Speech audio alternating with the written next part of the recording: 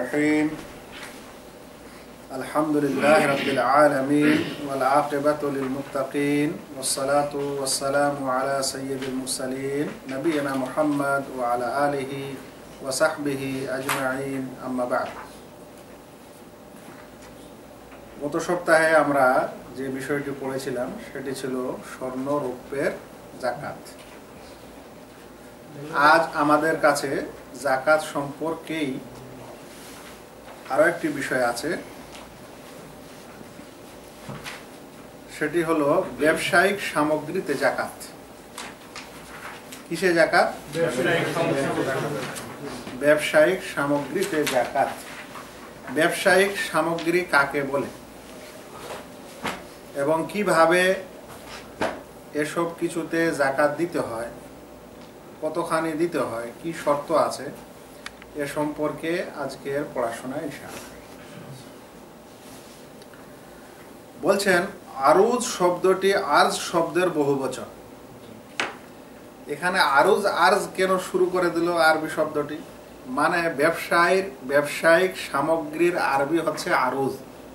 কি আরুজ? ওই জন্য আগে ওই শব্দটার ব্যাখ্যা দিচ্ছে। বলছে আরুজ শব্দটি আরজ শব্দের বহুবচন, যার অর্থ পেশ করা। পরিভাষায় যা বেচা কেনার জন্য প্রস্তুত করা হয় তাকেই আরুজ বা ব্যবসায়িক সামগ্রী বলে। যা বেচা কেনার জন্য কি করা হয়? প্রস্তুত করা হয়। তাই যে কোনো জিনিস মানুষ যেটা বেচা কেনা করে সেটাকে কি বলে? আরুজ বলে। এমনকি যদি একটা লাইব্রেরিও হয়, বইগুলো বিক্রির জন্য রেখেছে, খাতা কপি, তাহলে সেটাও কি আরুজ। মারাজে গাড়ি রেখেছে শোরুমে, ওটাও কি আরুজ। মুদিখানার দোকানেও কিছু জিনিস আছে, ওটাও কি আরুজ। তাকে আরুজ এজন্য বলা হয় কারণ তা বেচা কেনার জন্য পেশ করা হয়। যেমন পোশাক পরিচ্ছদ, বিল্ডিং নির্মাণের সামগ্রী, ঘরের আসবাবপত্র, মুদির দোকানে ও ব্যবসায়িক প্রতিষ্ঠানে বিক্রয়যোগ্য পণ্য, গাড়ি প্রভৃতি।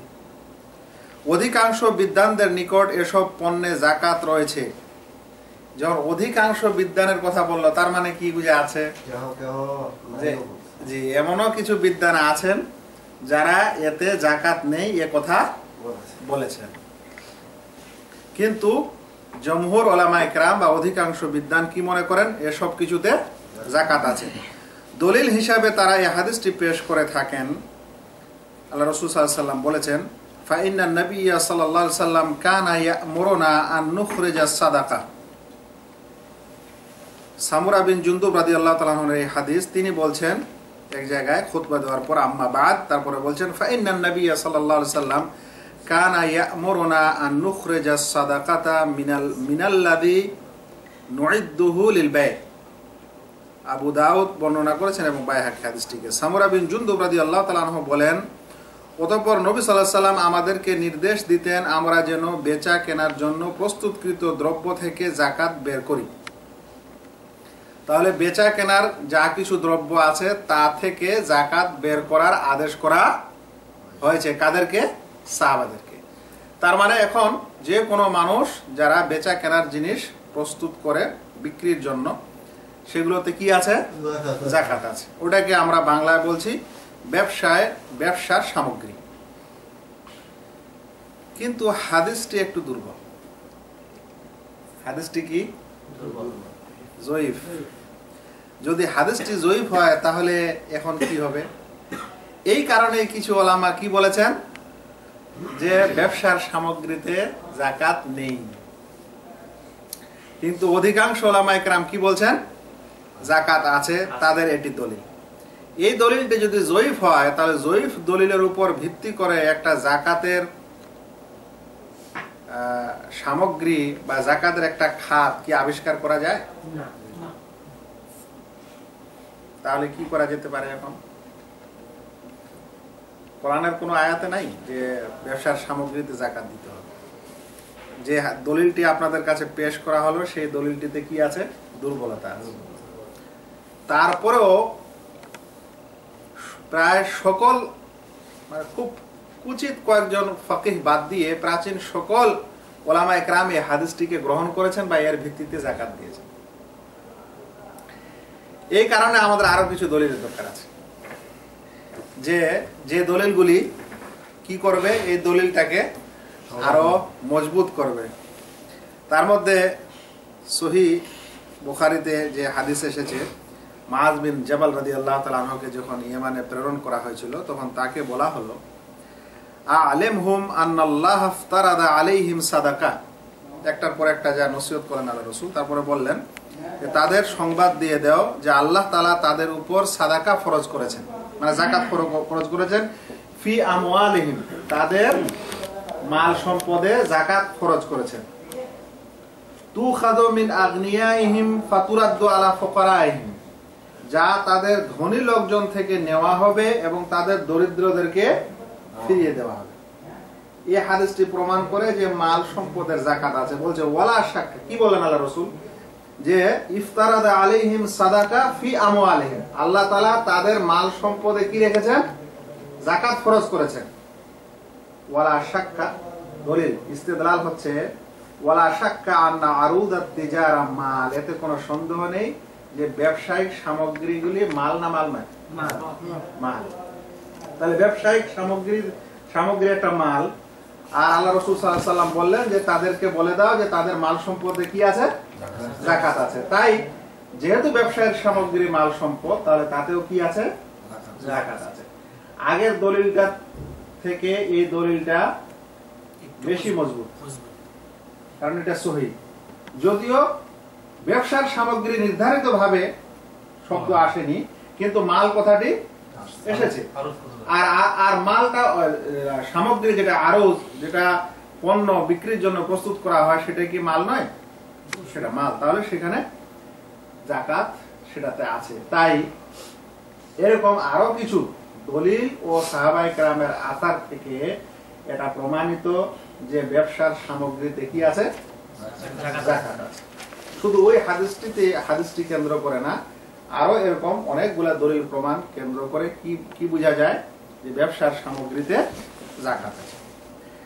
ব্যবসায়িক সামগ্রীতে যাকাত ওয়াজিব হওয়ার শর্ত, এতক্ষণে যেটা আমরা বুঝলাম যে ব্যবসায়িক সামগ্রীতে কি আছে, যাকাত আছে। মানে পৃথিবীতে মানুষ ব্যবসা করার জন্য যা কিছু ব্যবসা করার জন্য, বিক্রি করার জন্য প্রস্তুত করে, এগুলোতে কি আছে, যাকাত আছে।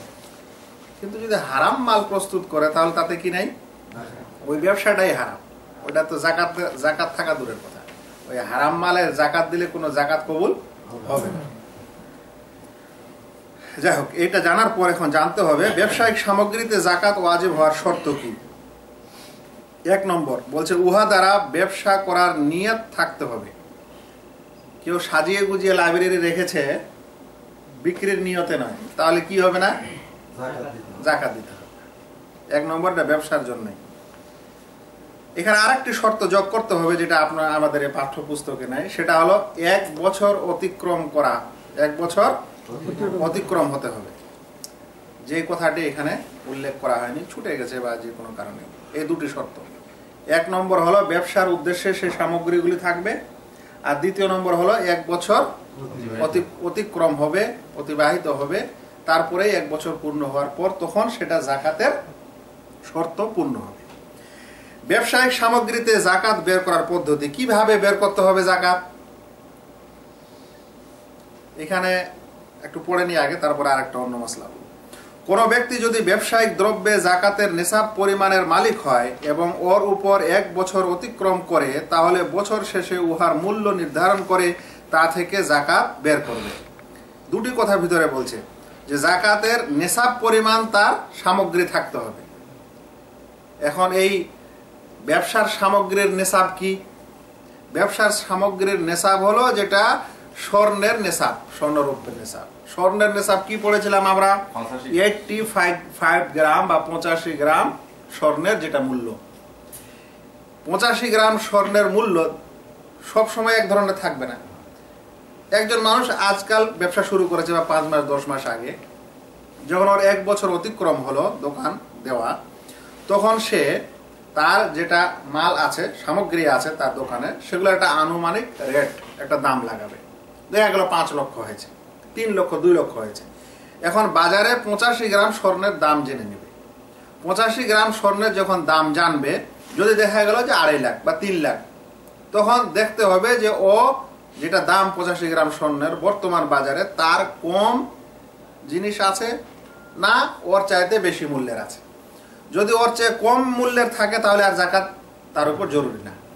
এর চাইতে যদি বেশি থাকে তাহলে কি হয়ে যাবে, ওর উপর যাকাত তখন জরুরি হবে। দেখতে হবে যে তার 1 বছর অতিক্রম হলো কিনা, নেশাব পরিমাণ হয়ে গেছে। যদি হয়ে যায় তাহলে সেই সকল সামগ্রীর যেটা মোটামুটি দাম লাগাতে হবে, একটা প্রত্যেক দোকানদার মানুষ জানে যে তার মানে দোকানে কত পয়সার মাল আছে মোটামুটি, বা চাইলে সে লাগাতে পারে। তারপরে তখন যা মূল্য সেটা হবে, সেই মূল্যের 2.5% যাকাত বের করতে হবে। 5 লাখ টাকা হলে 2.5% হলে কত হবে, 12,500 12,500 হবে, মানে প্রত্যেক 1 লাখে 2,500 2.5% আসছে। এখানে একটি মাসালা আছে, যদি কেউ ওই দোকানের মাল সম্পদ থেকে, ওই সামগ্রী থেকেই যাকাত দিতে চায়, তাহলে যাকাত হবে, দেওয়া যাবে কি যাবে না? কথাটা বুঝছেন? মনে করেন আপনার মুদিখানার দোকান, এখন আপনার উপর যাকাত ওয়াজিব হয়েছে, আপনি টাকা দিয়ে যাকাত না দিয়ে ওই সামগ্রী থেকে কি দিতে যাচ্ছেন, যাকাত দিতে যাচ্ছেন, তাহলে যাকাত দেওয়া এরকম যাবে কি যাবে না? ওলামায়ে কেরামের একদল ওলামায়ে কেরাম এটাকে জায়েজ বলেছেন যে যাবে, আর একদল ওলামায়ে কেরাম বলছেন না, এটা জায়েজ নয়। যারা উভয়ের কিছু দলিল ও মতামত আছে, যারা জায়েজ নয় এই কারণেই বলছেন যে যেহেতু আমরা এটাকে মূল্য হিসাবে ধরছি, নির্ধারণ করছি এর মূল্য কত, তাহলে তখন মূল্যতেই কি দিতে হবে, যাকাত দিতে হবে। এরকম যুক্তিতর্ক তারা পেশ করেছেন। যাই হোক, মূল্যতে যাকাত দেওয়া বেশি ভালো।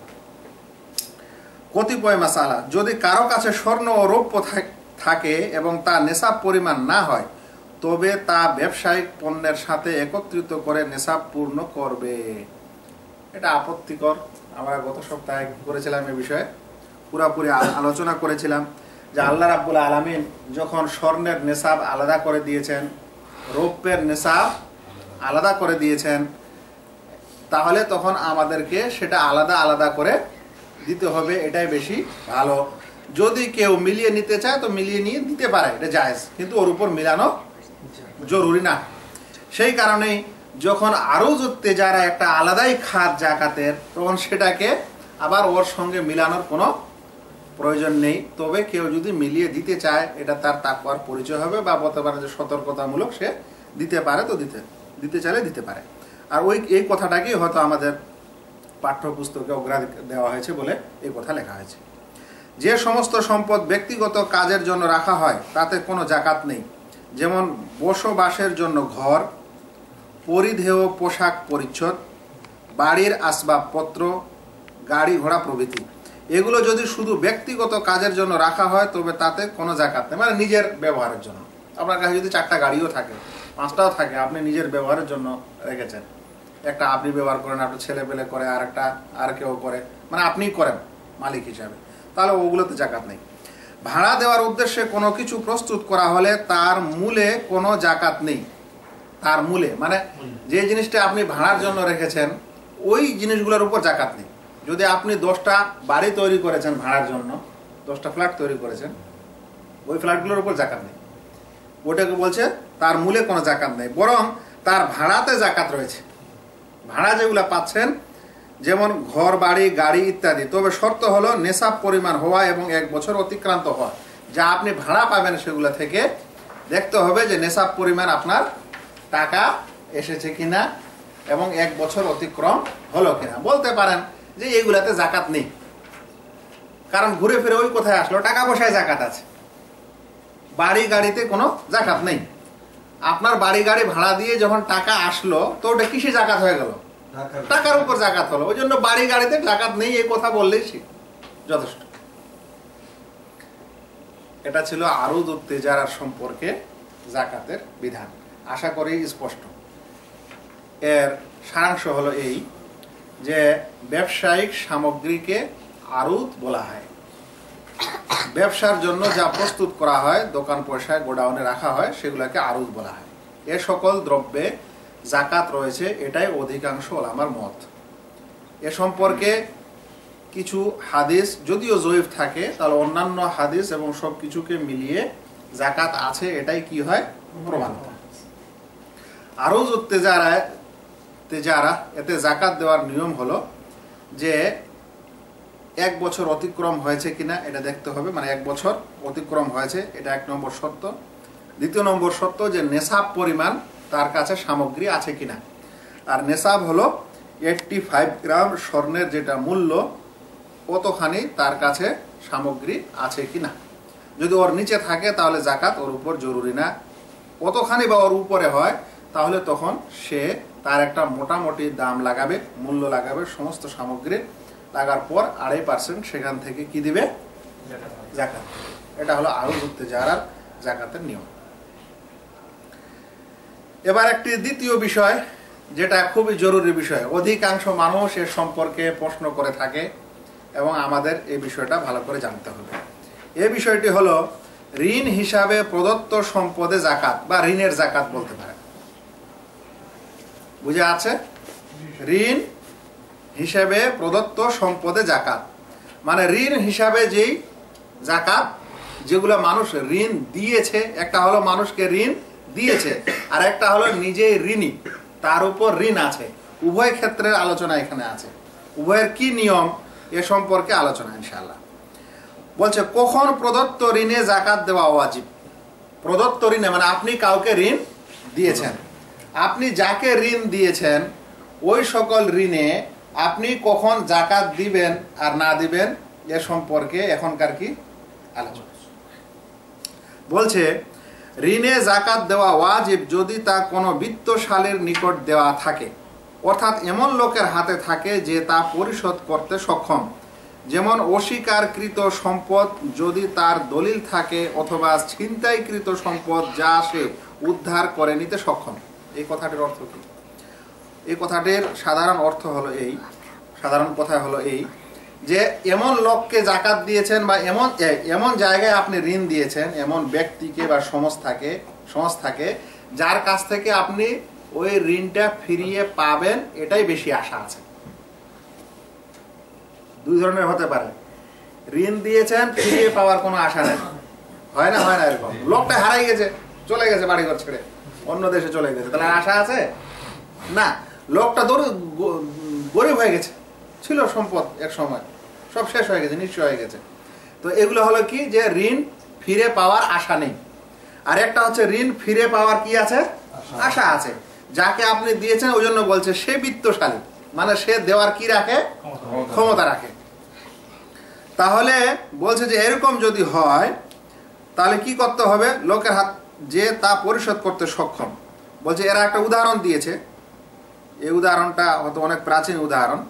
বলছে যেমন অস্বীকারকৃত সম্পদ যদি তার দলিল থাকে অথবা ছিনতাইকৃত সম্পদ যা সে উদ্ধার করে নিতে সক্ষম। মানে আপনার কাছ থেকে মাল সম্পদ কেউ ছিনতাই করেছে, কিন্তু আপনার কাছে তো ওখানে শক্তি আছে যে মালগুলো আবার আপনি ফেরত নিয়ে আসবেন। তাহলে কি হয়েছে যে মাল একজনের কাছে চলে গেছে বটে, কিন্তু আপনি নিয়ে আসতে কি সক্ষম। ওইরকমই উদাহরণ দিচ্ছে যে আপনি ঋণ এমন মানুষকে দিয়েছেন যার কাছ থেকে ঋণ পাওয়া কি সম্ভব। যে আমি একজনকে টাকা ধার দিছি, আমার মনে হয় 10 বছর হয়ে যাবে টাকা ধার দিতে, এখনো পর্যন্ত দিতেছে না। তো এই ক্ষেত্রে মানে আমি তাকে যত টাকা ধার দিছি যদি এই টাকার অন্য টাকার সাথে হিসাব করে জাকাত দেই তাহলে দেখা যাবে যে তাকে যত দিছি আর উপরে চলে যাবে আমার জাকাত। না ওটা আলাদা বিধান। ওটাকে বলা হয় যে ওটা ওই বাহানাকারী, ওটাকে বলে তাল বাহানাকারী। ঋণ এমন লোকের কাছে আছে যে কি করছে, বাহানা করছে, মানে আপনাকে দিব না, সেই লোকটা মারা গেছে বা পালিয়ে গেছে তাও না, আছে, সম্ভব আছে, কিন্তু ও বাহানা করছে। এই বাহানাকারী ব্যক্তি এর আওতায় পড়ে, যার কাছ থেকে ঋণ ফিরে পাওয়া সম্ভাবনা কম, ওর অন্তর্ভুক্ত। সেই জন্য ওই কথাটা একটু পরে আসবে। যাই হোক, কি বলছে, যদি ঋণ ফিরিয়ে পাওয়ার কি থাকে, সম্ভাবনা থাকে। এসব ক্ষেত্রে প্রত্যেক বছর অন্তে জাকাত বের করবে। সম্ভাবনা যদি থাকে আপনার ঋণ ফিরে পাওয়ার, যেটা আপনি মানুষকে দিয়েছেন, তাহলে আপনাকে ওই টাকার প্রত্যেক বছরে কি দিতে হবে? জাকাত দিতে হবে। যদিও আপনি এখনো ফিরিয়ে না পেয়েছেন, 2 বছর 3 বছর পর পান, তবে আপনাকে এই 2-3 বছরে কি লাগবে? জাকাত লাগবে। কারণ আসল মালিক আপনি, শুধু পয়সাটা আপনার হাত থেকে অন্যের হাতে গেছে বা অন্য স্থানে গেছে। অথবা তা বিলম্বিত করে যখন তা হস্তগত হবে তখন অতীতের বছরগুলির জাকাত দিবে। তাহলে আমাদের প্রথম বিষয়টা জানা হলো যে ঋণ পাওয়ার সম্ভাবনা থাকলে ওই পয়সাগুলি কি লাগবে? জাকাত লাগবে। একটা ক্ষেত্র গেল। বলছে কখন প্রদত্ত ঋণে জাকাত দেওয়া ওয়াজিব নয়? যাকে ঋণ দিয়েছেন, পয়সাগুলি ঋণ হিসাবে দেওয়া হয়েছে, কখন ওটাতে জাকাত দেওয়া জরুরি নয়? যদি তা আদায় করা কঠিন হয় তাহলে তাতে জাকাত ওয়াজিব নয়, মানে পাওয়ার সম্ভাবনা কম। যেমন নিতান্ত গরিবের নিকট বা এমন লোকের নিকট ঋণ থাকা যে পরিশোধ করতে টালবাহানা করে। এটাই ছিল তোমার প্রশ্ন, যে হয় ও কি দরিদ্র, আর না হলে টালবাহানা শুরু করেছে, দিব না, একটু দেরি করেন, এমন কিছু। এসব ক্ষেত্রে সে যখন ঋণ গ্রহীতার নিকট থেকে উক্ত ঋণ উদ্ধার করতে পারবে তখন কেবলমাত্র 1 বছরের জাকাত আদায় করবে, বিগত বছর সমূহের জাকাত আদায় করতে হবে না। তাহলে দ্বিতীয় অবস্থাটা কি হলো? যে ঋণ পাওয়ার সম্ভাবনা যদি কি থাকে? কম থাকে, টালবাহানাকারী হয় বা গরিব মানুষ হয়, দিচ্ছে না, 1 বছর 2 বছর 10 বছর চলে গেল, তাহলে এই যতদিন পর্যন্ত পেলেন না ততদিন পর্যন্ত আপনাকে জাকাত দিতে হবে না। যখন পেলেন শুধু 1 বছরের জাকাত দিয়ে দিবেন। কিন্তু যেটাতে পাওয়ার সম্ভাবনা আছে সেটাতে প্রতি বছর জাকাত লাগবে। স্পষ্ট? যদি তার উপর ঋণ থাকে তাহলে কি জাকাত দিবে? এটা হলো তৃতীয় ক্ষেত্র, যে সে কাউকে ঋণ দেয়নি, মানে তার টাকা ঋণে নাই, কিন্তু ও নিজে ঋণগ্রস্ত, নিজে কি অভাবী, মানে মানুষের কাছ থেকে সে নিজে ঋণ নিয়েছে, এখন সে ঋণী ব্যক্তি। এখন তার উপর কি? যদি কোনো ব্যক্তির উপর ঋণ থাকে যা জাকাত ওয়াজিব হওয়ার পূর্বেই হয়েছে, মানে তার উপর জাকাত ওয়াজিব হওয়ার আগে সে ঋণ নিয়েছে, এরকম যদি হয়, তবে প্রথমে ঋণ আদায় করতে হবে, তারপর অবশিষ্ট সম্পদে জাকাত দিতে হবে। তাহলে আমরা বলতে পারি যে যদি কোনো ব্যক্তির উপর ঋণ আছে, অতঃপর তার উপর এখন আবার জাকাতও ওয়াজিব হয়ে গেল, যেমন করে হোক ওর কাছে এত সম্পদ আছে বা আসলো যে জাকাত ওয়াজিব হলো, কিন্তু তার উপর ঋণ আছে, মানে সে ঋণী, তাহলে সে আগে ঋণটা শোধ করবে। শোধ করার পর যদি দেখে তাও তার উপর জাকাত ওয়াজিব হচ্ছে, তাহলে তখন ঋণও শোধ করতে হবে, জাকাতও দিতে হবে। কিন্তু যদি ঋণ শোধ করতে গিয়ে জাকাতের নিসাবের নিচে চলে আসে, তাহলে আর তার উপর কি নাই? ঋণ দিতে হবে না, জাকাত দিতে হবে না, জাকাত তার উপর জরুরি হবে না। যে ব্যক্তি জাকাত আদায় করার পূর্বে মৃত্যুবরণ করেছে, সবাই তো মৃত্যুবরণ করে, কিন্তু এই ক্ষেত্রটা, এটার অর্থ হলো এই যে জাকাত ওর উপর ওয়াজিব হয়েছে আর ঋণ জাকাত দেওয়ার আগে কি করেছে? মারা গেছে। এটা এই কথাটির বাক্যটির অর্থ হলো এটা, যে জাকাত তার উপর ওয়াজিব হয়েছে কিন্তু জাকাত দেওয়ার পূর্বেই মারা গেছে।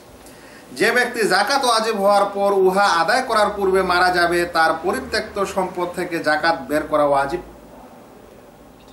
যদি জানা যায়, মাইয়েতের যারা ওলি হবে, গার্জিয়ান হবে, তারা যদি জানে যে অমুক লোক যে মারা গেল, আমার ভাই বা বাবা বা অমুক, সে তার জাকাত জরুরি ছিল, বাড়িতে ধান অমুক তমুক তুলেছিল, ওসর এখনো দেয়নি, তার আগেই মারা গেছে, তাহলে সেই ব্যক্তির এই জাকাত তারা কি করবে? আদায় করবে।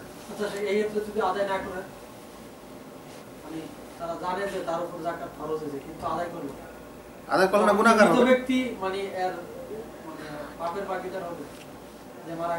জি, মানে যে ব্যক্তির উপর জাকাত জরুরি হয়েছিল, তার যদি নিয়তটা এরকম ছিল যে আমি জাকাত দিব, ও যদি জাকাত দিত, এরকম যদি লোক হয়, জাকাত দেওয়ার ওর ইচ্ছা ছিল, তারপরে মারা গেছে কিন্তু তার ওলিরা জাকাত বের করে দেয়নি, তাহলে এই ক্ষেত্রটা আলাদা, কারণ ওর নিয়ত ছিল আল্লাহ তাআলা ওকে ওই নিয়ত হিসেবে বলে দেবেন। কিন্তু যদি ও এরকম ব্যক্তি ছিল যে ও জাকাত দেওয়ার ওর ইচ্ছা ছিল না বা দিত না, তারপরে তার ওলিরা বের করে দিয়েছে, তাহলে তো ওর গুনাহ থেকে মাফ হয়ে গেল। কিন্তু ওর ইচ্ছাও ছিল না আর ওলিরাও দিল না, তাহলে দুজনেই গুনাহগার হয়েছে। ক্লিয়ার? আচ্ছা, বলছে পরিত্যক্ত সম্পদ থেকে যাকাত বের করা ওয়াজিব, উহা মৃত্যুর মাধ্যমে দায়িত্ব মুক্ত হয় না। নবী সাল্লাল্লাহু আলাইহি সাল্লাম বলেন, ফাদাইনুল্লাহি আহাক্কু বিল ওয়াফা, আল্লাহর ঋণ আদায় করার ক্ষেত্রে সব থেকে বেশি হকদার, মানে আল্লাহ তাআলার ঋণ আদায় করাটাই বেশি বড় হক, এটা মানুষকে আদায় করতে হবে। যাকাত যেহেতু মৃত্যু ব্যক্তির জিম্মায় ঋণ স্বরূপ রয়ে গেছে, কাজে তাকে উক্ত ঋণ থেকে মুক্ত করা বাঞ্ছনীয়। তাহলে কি বোঝা আছে, যারা তার ওলি হবে তাদের উপর এটা দায়িত্ব যে তাকে ঋণ থেকে ঋণ মুক্ত করতে হবে। একটা হলো আল্লাহর হক, একটা হলো মানুষের হক। মানুষের কাছে ঋণ থাকলে ওটা বলা হয় মানুষের হক, আর আল্লাহর কাছে ঋণ, জাকাত জরুরি হয়েছিল দেয়নি, তাহলে সে আল্লাহর কাছে কি হয়ে গেছে, ঋণী হয়ে গেছে। ওটা থেকে মুক্ত করা কি বাঞ্ছনীয়, যদিও ওয়াজিব বলা হয়নি, মানে কিন্তু তবুও এটা করা উচিত। সেই কারণে আমাদেরকেও সজাগ থাকা দরকার, নিজের লোক কেউ মারা গেলে আর কিছু হলে এটা খেয়াল করা দরকার যে যাকাত দেওয়া ওয়াজিব হয়েছে কি হয়নি।